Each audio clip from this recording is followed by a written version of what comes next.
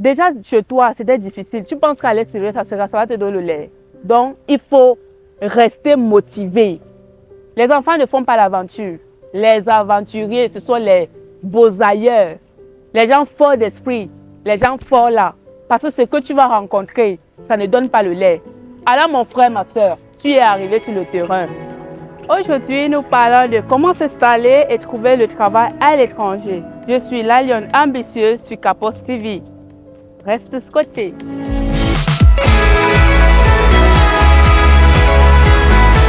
Alors, aujourd'hui, je viens encourager, motiver une personne qui est en Afrique et qui veut aller à l'étranger. Voilà. Il faut t'asseoir parce que je vais me baser sur mon expérience. On a l'habitude de dire, j'aimerais aller en Europe, j'aimerais aller en Amérique, mais je n'ai pas l'argent.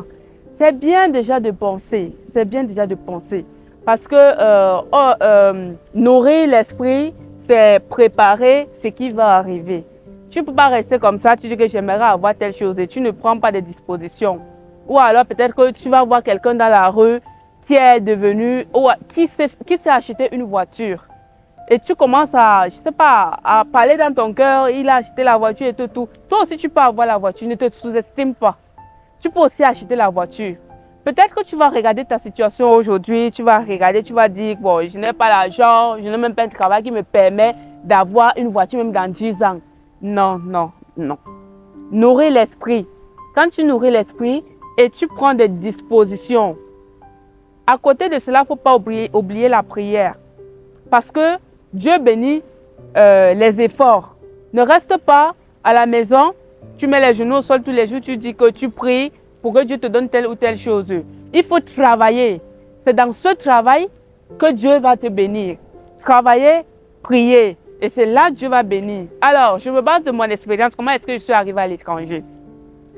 Toi qui es en Afrique et qui veux aller à l'étranger, c'est le moment d'écouter. C'est moi, la lionne ambitieuse. J'étais en Afrique, j'avais un petit boulot. J'avais un petit boulot comme ça, qui ne me donnait même pas 50 000. Et vous voyez avec les charges, mère célibataire, beaucoup vont me demander comment est-ce que je faisais avec un salaire moins de 50 000. Quand tu veux, tu peux. Quand tu veux, tu peux. Je marchais à pied pour aller au travail, aller-retour. Je faisais des efforts de donner à mes enfants ce qu'il fallait, le nécessaire pour l'école. On dormait tous les jours sans manger. Parce que j'avais déjà mon projet dans la tête. Il fallait que je quitte le pays pour aller de l'autre côté. Il fallait que je quitte le pays. Et il y a un autre point.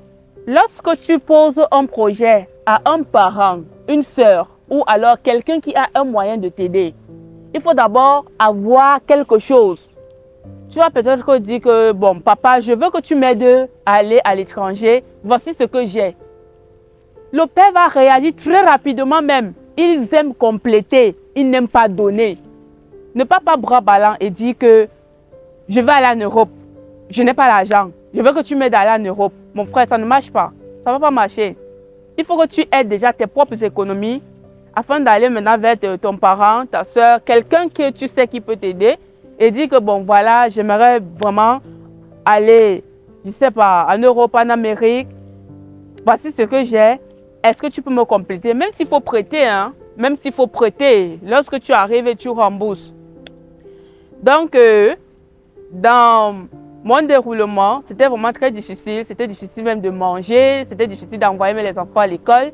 Mais mon projet était là. Je ne me suis pas découragée en disant que, bon, moins de 50 000, je vais faire comment pour avoir les 3 millions qu'on demande souvent pour aller en France là? Je vais faire comment? Je ne me suis pas découragée. Quand le mois arrivait, mon salaire arrivait, donc je repartis, je prends un peu les études. Il faut forcément payer les études. Mais il ne faut pas en ce moment choisir une école chère pour les enfants. Il faut prendre quelque chose à ton niveau. Mais tu regardes quand même où tes enfants peuvent acquérir une bonne éducation. Dans une petite école là, tu vas payer un peu. Tu entres dans une petite cotisation parce que les cotisations, ça aide. Tu entres dans une petite cotisation, que tu prennes en premier ou en dernier. En tout cas, lorsque tu vas prendre, ça va t'aider. C'est comme ça que je faisais un peu. Et je suis arrivée à un niveau de ma vie où j'ai tout perdu. Quand je dis tout perdu, c'est que ma source d'espoir, mon guide, a perdu une de ses jambes. Et du coup, j'avais perdu espoir parce que, avec ce que j'avais, ça ne pouvait pas me permettre de voyager. Avec ce que j'avais, il fallait que quelqu'un me tienne la main. Mais Dieu, sachant ce qu'il fait pour ses enfants, ou alors je vais dire, Dieu sachant ce qu'il réserve pour ses enfants, ce monsieur qui m'a aidé, c'est mon papa. Dans son un pied, il a réalisé quelque chose qu'il n'a pas pu réaliser avec les deux pieds. C'est pour ça qu'on dit, reste focalisé, nourris ton projet d'abord dans l'esprit et fais les efforts de travailler.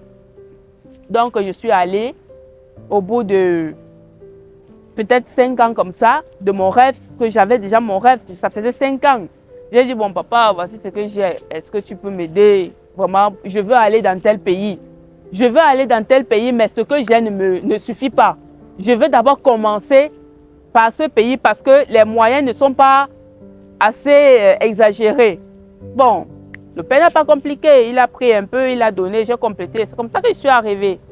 Bon, maintenant, avant d'arriver sur le terrain, il faut se renseigner. Il faut savoir pourquoi tu voyages. Tu voyages pour aller faire quoi? Si tu voyages pour aller te chercher, c'est-à-dire arriver chercher un emploi, fais l'effort d'abord de te renseigner sur ceux qui sont sur le terrain. C'est-à-dire comment est-ce qu'on fait pour devenir, si peut-être au pays tu es infirmier ou infirmière et tu vas aller exercer en tant qu'infirmier dans ce pays. Essaye un peu de prendre des renseignements sur ce domaine-là. Comment est-ce que ça se passe? Il ne faudrait pas que c'est quand tu arrives sur le terrain que tu commences à réfléchir que je vais faire quoi, je vais faire quoi. C'est vrai que les réalités du terrain sont différentes. Lorsque tu arrives sur le terrain, tu es quitté peut-être avec le projet de devenir infirmier. Et quand arrivé sur le terrain, on te dit que bon, ce n'est pas ton diplôme du pays là qu'on va... C'est pas avec ça que tu vas trouver le travail. Hein. Il faut faire une autre formation et tout et tout. Et là maintenant, la réalité du terrain te demande d'abord de commencer dans un petit métier. Exactement ce qui s'est passé avec moi. Ce petit métier va te permettre maintenant d'économiser afin peut-être de faire la formation parce qu'il faut refaire une formation. Nos diplômes du pays, je vais parler du Cameroun. Je ne sais pas comment ça se passe pour les autres pays, mais les diplômes du Cameroun n'ont pas vraiment assez de valeur. C'est bien d'avoir ces diplômes parce que ça complète ton CV. Mais ça n'a pas vraiment trop de valeur. Ce n'est pas facile de trouver le travail avec le diplôme du pays à l'étranger. Donc, arriver sur le terrain, il faut avoir déjà recueilli des informations sur ce que tu vas aller faire. Et quand tu arrives sur le terrain, voilà, tu mets en jeu ce que tu as pu recueillir. Alors, comme je disais tantôt, tu as déjà fini avec l'étape du pays. Tu as déjà voyagé. En supposant que tu aies appris tes renseignements sur ce que tu t'en vas faire. Bon, tu arrives, comme je disais tantôt, tu arrives sur le terrain, tu te rends compte que ce qu'on t'avait dit, parce qu'on ne dit pas tout, hein? On ne dit pas tout. Les réalités sur le terrain et ce qu'on t'a dit, ce n'est pas ce que tu trouves sur le terrain. Il faut être fort. Tu es venu Beaux-Arts. Tu n'es pas venu en défilé de mode. Tu n'es pas venu danser. Tu es venu Beaux-Arts. Déjà, chez toi, c'était difficile. Tu penses qu'à l'extérieur, ça va te donner le lait. Donc, il faut rester motivé. Les enfants ne font pas l'aventure. Les aventuriers, ce sont les beaux-ailleurs. Les gens forts d'esprit. Les gens forts là. Parce que ce que tu vas rencontrer, ça ne donne pas le lait. Alors, mon frère, ma soeur, tu es arrivé sur le terrain. On t'a dit que quand tu vas arriver, tu vas trouver facilement le travail. Ce que tu arrives, ce n'est pas ce que tu trouves. Reste motivé. Reste focalisé. Ne reste pas dormir à la maison. Tu es arrivé aujourd'hui, non? Le lendemain, peut-être tu vas prendre seulement aujourd'hui. Si tu es arrivé le matin, tu vas dormir pour te reposer. Le voyage t'a secoué. Le lendemain matin, lance. Ne pas te coucher dans un endroit où on va te dire que non, tu as encore le temps sur ton visa, dors, reste. Ou bien on va te dire que non, pour trouver le travail, il faut postuler en ligne. Mon frère, tu peux facilement trouver le travail physiquement, c'est-à-dire tu te présentes à un lieu. On voit d'abord ta présentation physique, on voit ton habillement, comment tu es. Rien que ça, ça te donne déjà les points. Pourtant, quand tu es derrière ton téléphone, tu postules, tu as peut-être les diplômes, tous les diplômes du mois, ou bien ton CV est chargé.